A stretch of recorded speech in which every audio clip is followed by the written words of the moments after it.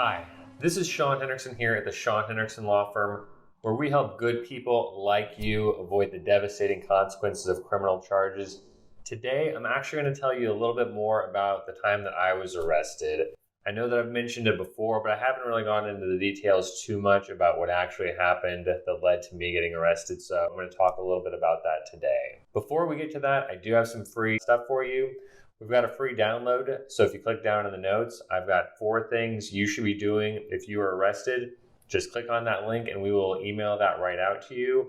I've also got a podcast, What to Expect When You've Been Arrested. There's a link to that in the notes also, and essentially I'm just really trying to help people out and let them know what they can expect if they're being charged with a crime here in San Antonio. When I was younger, I was arrested for DWI also. It was April 2001, so almost exactly 20 years ago now. I was downtown celebrating a friend's birthday. At the end of the night, I decided to drive home. In retrospect, I was doing everything that happens during almost every DWI arrest I see. It was about 2 o'clock at night on a Saturday. I was driving home on the highways and I was speeding. Naturally, that's when all of the cops are out. They are looking for people to pull over to see if they're intoxicated, because that's when more people are driving intoxicated. So I was driving home. It was about 2 o'clock in the morning. I'm driving down 1604, almost back to my house. And I passed a police officer who's on the shoulder. I saw him immediately. And as soon as I passed him, he turned on his lights and he starts pulling out.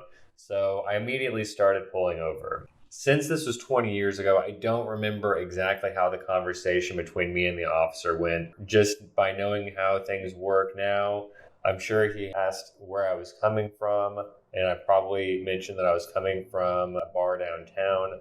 I'm sure he asked me if I'd had anything to drink. I probably had admitted to drinking something that night. That essentially gave him the opportunity to change this from an investigation for speeding to investigation for DWI. I do remember the officer having me do field sobriety tests, but the way that I remember it is different from how I'm sure the cop viewed it at the time. I thought that I had done well on the field sobriety tests, but what I didn't know at the time, and what most people don't know, is that the field sobriety tests, the officers are asking you to do one thing, but they're looking at like 10 different other things, and all of those things may be clues that you may be intoxicated. So for example, one of the tests is asking you to walk from heel to toe in a straight line. But in addition to seeing if you can walk heel to toe without falling over, they're looking to see if you hold the proper stance while they're giving the instructions. They're checking to see if you start walking on time. They're checking to see if you counted the amount of steps properly. They're checking to see if you were actually putting your heels and your toe together while you were doing that. They're checking to see if you lift your arms more than 6 inches from your side. And they're checking to see if you do the turn correctly, which in retrospect, I remember doing that part wrong. After performing the field sobriety test, the officer told me that he was arresting me for DWI and he took me downtown. Once I got downtown, the officer asked if I was going to provide a breath sample or do a breathalyzer. I made the decision after he had arrested me that I was not going to provide a breath sample. I still remember the feeling of being in that jail cell, remembering having to call my dad to let him know that I had been arrested for DWI, and asking him to bail me out, and how embarrassing of a situation that was, and how regretful I felt that my dad had to do that for me. After I was released, I found an attorney to help me out. And at the time, I was really happy with my attorney, but I still remember going to court on my first court date, and I didn't know what to expect. I didn't know if there was going to be a trial that day. I didn't know if it was going to be reset.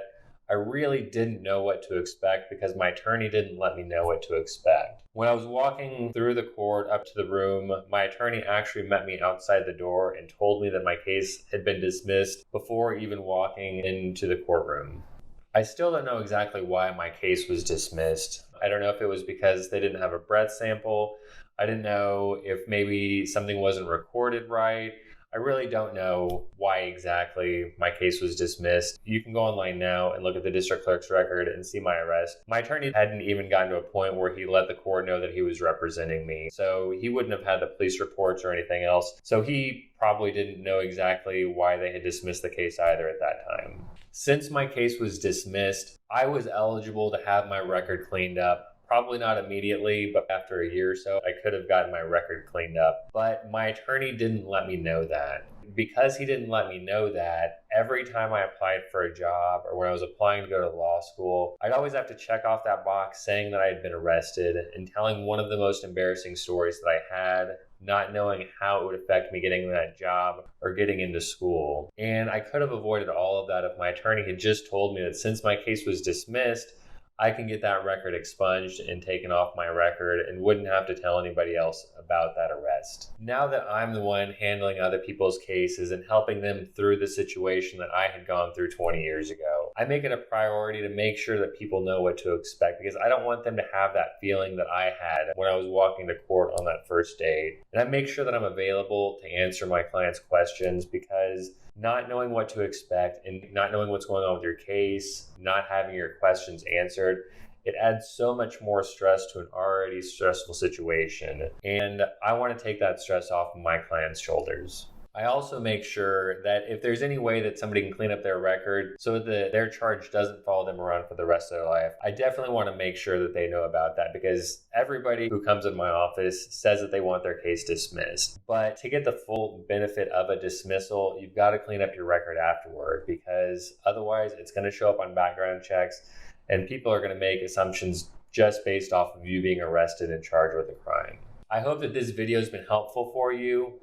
If you have any questions about what happened to me or my story, or if you're being charged with a crime here in San Antonio, I'd be happy to talk with you about your case. You can give me a call at 210-942-4997, or you can click the link in the notes below and you can schedule a consultation for yourself. And I'd be happy to talk about your case with you. Have a great day.